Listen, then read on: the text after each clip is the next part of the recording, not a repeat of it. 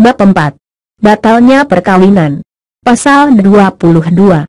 Perkawinan dapat dibatalkan apabila para pihak tidak memenuhi syarat-syarat untuk melangsungkan perkawinan. Pasal 23. Yang dapat mengajukan pembatalan perkawinan yaitu a. Para keluarga dalam garis keturunan lurus ke atas dari suami atau istri. b. Suami atau istri. c. Pejabat yang berwenang hanya selama perkawinan belum diputuskan. d. Pejabat yang ditunjuk tersebut ayat 2 pasal 16 undang-undang ini, dan setiap orang yang mempunyai kepentingan hukum secara langsung terhadap perkawinan tersebut, tetapi hanya setelah perkawinan itu putus. Pasal 24. Barang siapa karena perkawinan masih terikat dirinya dengan salah satu dari kedua belah pihak, dan atas dasar masih adanya perkawinan dapat mengajukan pembatalan perkawinan yang baru, dengan tidak mengurangi ketentuan pasal 3 ayat 2 dan pasal 4 undang-undang ini. Pasal 25. Permohonan pembatalan perkawinan diajukan kepada pengadilan dalam daerah hukum di mana perkawinan dilangsungkan atau tempat tinggal kedua suami istri, suami atau istri. Pasal 26. 1. Perkawinan yang dilangsungkan di muka pegawai pencatat perkawinan yang tidak berwenang, wali nikah yang tidak sah atau yang dilangsungkan tanpa dihadiri oleh dua orang saksi dapat dimintakan pembatalannya oleh para keluarga dalam garis keturunan lurus ke atas dari suami atau istri, jaksa dan suami atau istri. 2. Hak untuk membatalkan oleh suami atau istri berdasarkan alasan dalam ayat 1 pasal ini gugur apabila mereka telah hidup bersama sebagai suami istri dan dapat memperlihatkan akte perkawinan yang dibuat pegawai pencatat perkawinan yang tidak berwenang dan perkawinan harus diperbaharui supaya sah. Pasal 27. 1. Seorang suami atau istri dapat mengajukan permohonan pembatalan perkawinan apabila perkawinan dilangsungkan di bawah ancaman yang melanggar hukum. 2. Seorang suami atau istri dapat mengajukan permohonan pembatalan perkawinan apabila pada waktu berlangsungnya perkawinan terjadi salah sangka mengenai diri suami atau istri. 3. Apabila ancaman telah berhenti, atau yang bersalah sangka itu menyadari keadaannya, dan dalam jangka waktu 6 bulan setelah itu masih tetap hidup sebagai suami istri, dan tidak mempergunakan haknya untuk mengajukan permohonan pembatalan, maka haknya gugur. Pasal 28. 1. Batalnya suatu perkawinan dimulai setelah keputusan pengadilan mempunyai kekuatan hukum yang tetap dan berlaku sejak saat berlangsungnya perkawinan. 2. Keputusan tidak berlaku surut terhadap a. anak-anak yang dilahirkan dari perkawinan tersebut. b. Suami atau istri yang bertindak dengan itikat baik, kecuali terhadap harta bersama, bila pembatalan perkawinan didasarkan atas adanya perkawinan lain yang lebih dahulu. c. Orang-orang ketiga lainnya tidak termasuk dalam a dan b, sepanjang mereka memperoleh hak-hak dengan itikat baik sebelum keputusan tentang pembatalan mempunyai kekuatan hukum tetap. Bab 5. Perjanjian perkawinan. Pasal 29. 1. Pada waktu atau sebelum perkawinan dilangsungkan, kedua pihak atas persetujuan bersama, dapat mengadakan perjanjian tertulis yang disahkan oleh pegawai pencatat perkawinan, setelah mana isinya berlaku juga terhadap pihak ketiga sepanjang pihak ketiga tersangkut. 2. Perjanjian tersebut tidak dapat disahkan bila mana melanggar batas-batas hukum, agama dan kesusilaan. 3. Perjanjian tersebut mulai berlaku sejak perkawinan dilangsungkan. 4. Selama perkawinan berlangsung tersebut tidak dapat diubah, kecuali bila dari kedua belah pihak ada persetujuan untuk mengubah dan perubahan tidak merugikan pihak ketiga. Bab 6. Hak dan kewajiban suami istri. Pasal 30.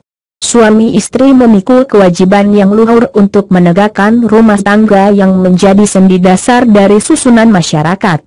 Pasal 31. 1. Hak dan kedudukan istri adalah seimbang dengan hak dan kedudukan suami dalam kehidupan rumah tangga, dan pergaulan hidup bersama dalam masyarakat. 2. masing-masing pihak berhak untuk melakukan perbuatan hukum. 3. Suami adalah kepala keluarga dan istri ibu rumah tangga. Pasal 32. 1. Suami istri harus mempunyai tempat kediaman yang tetap. 2. Rumah tempat kediaman yang dimaksud dalam ayat 1 pasal ini, ditentukan oleh suami istri bersama. Pasal 33. Suami istri wajib saling cinta mencintai, hormat menghormati, setia, dan memberi bantuan lahir batin yang satu kepada yang lain. Pasal 34. 1. Suami wajib melindungi istrinya dan memberikan segala sesuatu keperluan hidup berumah tangga sesuai dengan kemampuannya. 2. Istri wajib mengatur urusan rumah tangga sebaik-baiknya. 3. Jika suami atau istri melalaikan kewajibannya masing-masing dapat mengajukan gugatan kepada pengadilan. Bab 7. Harta benda dalam perkawinan. Pasal 35. 1. Harta benda yang diperoleh selama perkawinan, menjadi harta bersama. 2. Harta bawaan dan masing-masing suami dan istri, dan harta benda yang diperoleh masing-masing sebagai hadiah atau warisan, adalah di bawah penguasaan masing-masing sepanjang para pihak tidak menentukan lain. Pasal 36. 1. Mengenai harta bersama, suami atau istri dapat bertindak atas persetujuan kedua belah pihak. 2. Mengenai harta bawaan masing-masing, suami dan istri mempunyai hak sepenuhnya untuk melakukan perbuatan hukum mengenai harta bendanya. Pasal 37. Bila perkawinan putus karena perceraian, harta bersama diatur menurut hukumnya masing-masing. Bab 8. Putusnya perkawinan serta akibatnya. Pasal 38. Perkawinan dapat putus karena a. Kematian, b. Perceraian, c. Atas keputusan pengadilan. Pasal 39.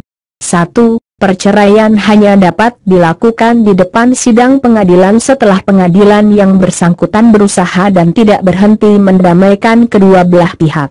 2. Untuk melakukan perceraian harus ada cukup alasan bahwa antara suami istri itu tidak akan dapat hidup rukun sebagai suami istri. 3. Tata cara perceraian di depan sidang pengadilan diatur dalam peraturan perundangan tersendiri. Pasal 40. 1. Gugatan perceraian diajukan kepada pengadilan. 2. Tata cara mengajukan gugatan tersebut pada ayat 1 pasal ini diatur dalam peraturan perundangan tersendiri. Pasal 41. Akibat putusnya perkawinan karena perceraian ialah a. Baik ibu atau bapak tetap berkewajiban memelihara dan mendidik anak-anaknya, semata-mata berdasarkan kepentingan anak. Bila mana ada perselisihan mengenai penguasaan anak-anak, pengadilan memberi keputusannya. B. Bapak yang bertanggung jawab atas semua biaya pemeliharaan dan pendidikan yang diperlukan anak itu. Bila mana bapak dalam kenyataan tidak dapat memenuhi kewajiban tersebut, pengadilan dapat menentukan bahwa ibu ikut memikul biaya tersebut. C. Pengadilan dapat mewajibkan kepada bekas suami untuk memberikan biaya penghidupan dan atau menentukan suatu kewajiban bagi bekas suami. Bab 9. Kedudukan anak. Pasal 42. Anak yang sah adalah anak yang dilahirkan dalam atau sebagai akibat perkawinan yang sah. Pasal 43. 1. Anak yang dilahirkan di luar perkawinan hanya mempunyai hubungan perdata dengan ibunya dan keluarga ibunya. 2. Kedudukan anak tersebut ayat 1 di atas selanjutnya akan diatur dalam peraturan pemerintah. Pasal 44. 1. Seorang suami dapat menyangkal sahnya anak yang dilahirkan oleh istrinya, bila mana ia dapat membuktikan bahwa istrinya telah berzina dan anak itu akibat daripada perzinaan tersebut. 2. Pengadilan memberikan keputusan tentang sah atau tidaknya anak atas permintaan pihak yang berkepentingan.